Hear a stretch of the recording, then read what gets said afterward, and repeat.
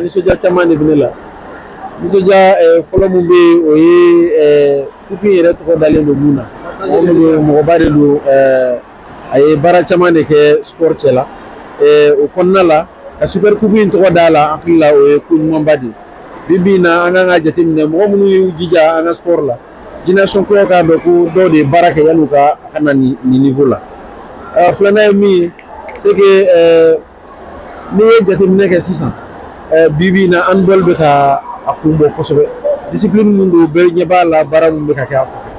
ko bara kon nala vraiment mi fika fédération fo parce que du bara mun ka discipline deme wala sa munu ba discipline na joueur munu ba discipline no be ka bara mun nga bara ka se ka yi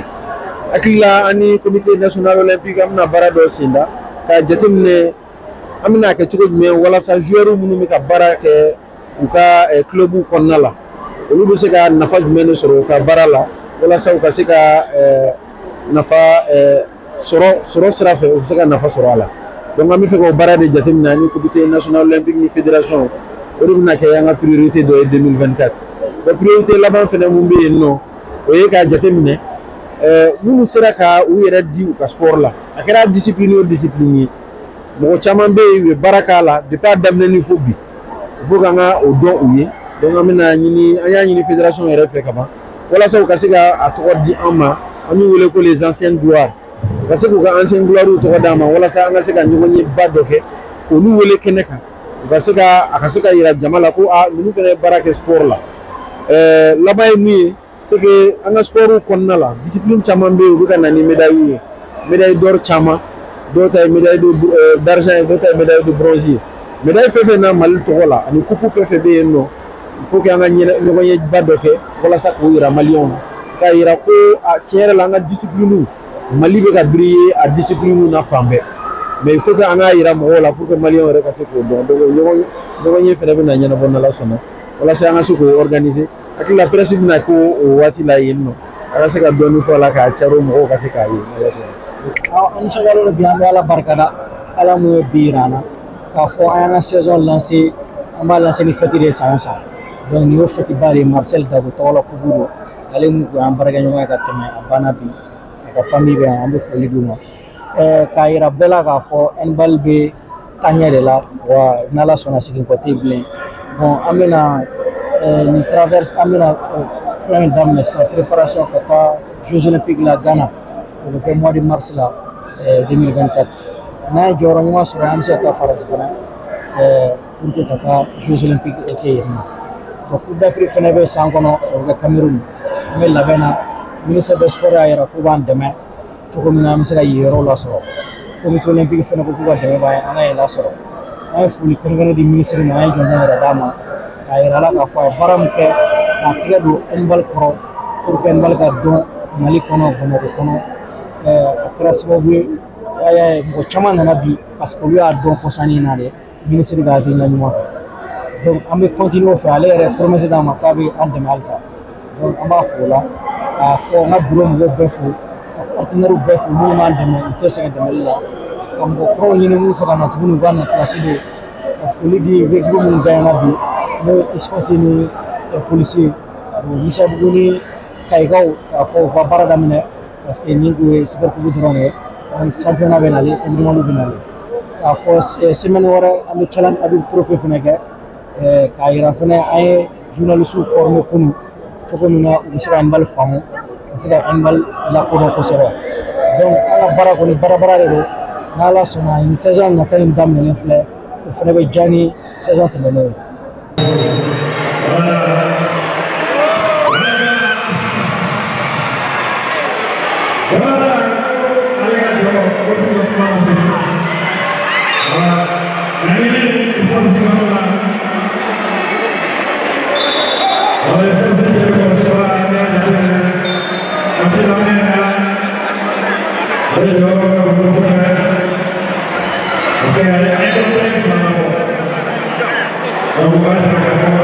Mi fo bi o ye vraiment ni sewa ko de ni sewa n'a fɔra ko saison daminɛla ni match ye an ye match duman gudu a match ɲɛna kosɛbɛ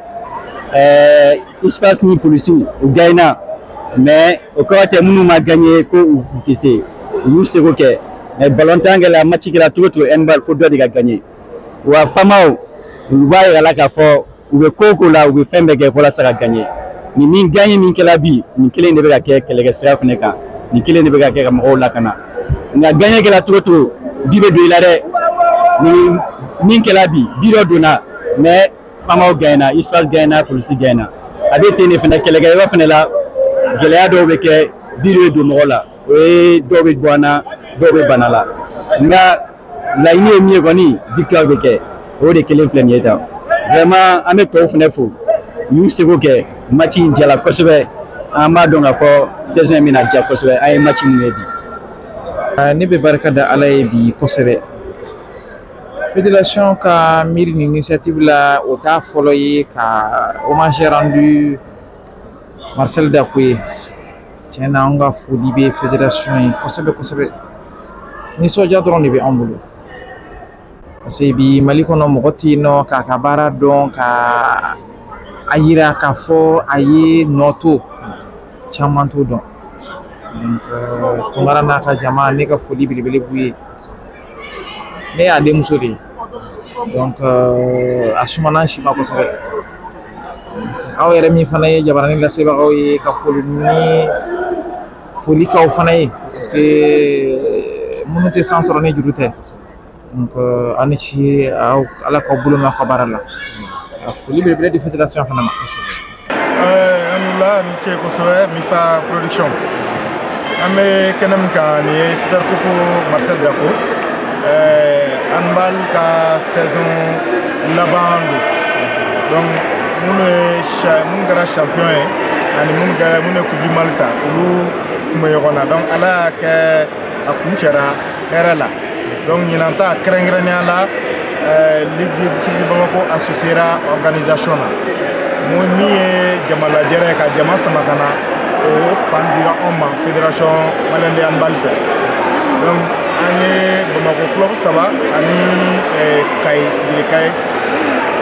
olu tun bɛ ɲɔgɔn na cɛw ka niveau la Ala ye o jɔnjɔn di Isfas ma bɛɛ b'a kalama k'a fɔ coupe du Mali Sigiri Kayi ye o ta nka Isfas u kun y'u kali k'u siyɛ an passer min kɛra o fɛ ko ni Zenata a tɛ taa k'u da donc an b'u fo kosɛbɛ u ye caman fara Bamako ligue ka nisɔndiya kan parce que an b'a fɔ nisɔndiya tun ye 2 ye fɛti ka nin bɛɛ lajɛ Bamako yan ka jama bɔ ka na ka école associée la o nisɔndiya o b'an kan nka n'an ka club sera ka u ka revanche ta région Kayi région kan an b'a fɔ ko o ye nimisi wasaba ye.